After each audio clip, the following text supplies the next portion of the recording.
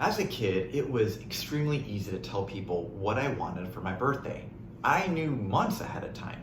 Now I struggle. You see, I am someone who likes to keep his options open to the last possible second. And so I will procrastinate in making a decision to hold on to those options as long as possible. And so what happens is I take something that is supposed to be a joy and I easily turn it into a whole bunch of stress by trying to hold on to my options. Inevitably, what happens with my birthday is I wait and wait until I finally agree just to take a check. And then I still don't spend it. I hang on to it in case something comes along that I haven't thought about. Well, this process that I've just described to you often can depict the way we live out our faith in certain areas. You see, rather than diving headfirst in, we often stick a leg in the pool while we sit on the edge. Right? We ask questions like, what if it's too cold? Or what if it's too deep? What if I want to get out? However, I think we discover something far more valuable than keeping our options open. See, all throughout Scripture, we see people flourish not as they straddle the pool by keeping their options open, but by fully diving in.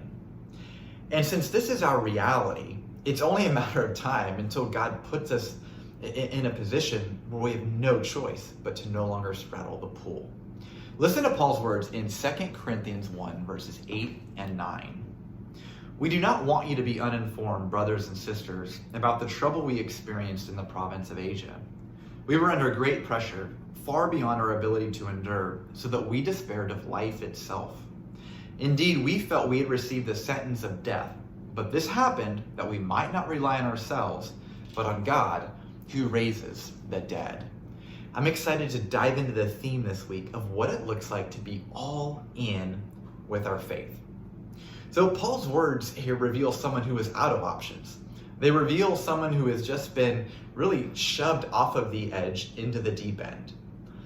And while this is a place that many of us probably dread being, for Paul it was actually his sweet spot because he knew God could be trusted as his only option. For me, my desire to keep my options open to the last possible second really reveal a desire to be in control. Right? Control in many ways is the opposite of faith.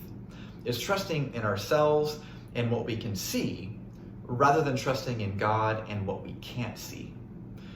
Many of us spend a good deal of energy resisting a yielding of this control.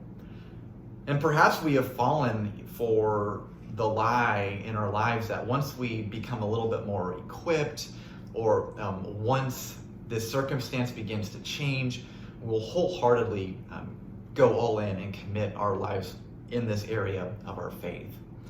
You know, we may believe that once we begin to feel a certain way or something changes, we're going to turn our faith up a notch. But I think what we see all throughout Scripture and in that passage that we just read, it's actually from a place of profound weakness that we may actually be in a position to go all in. See, when we're in a position of control in life, it's often a sense of complacency and really where we become stagnant. These things can sink us. And so God brings us to the end of ourselves, the end of our resources, and what we can control in our faith. Therefore, so we can dive all in. While there is a certain amount of wisdom in keeping our options open in life, when it comes to our faith, the only real wisdom is to jump and thereby eliminate the options that are keeping us from relying on ourselves. And so I want to leave you with this question.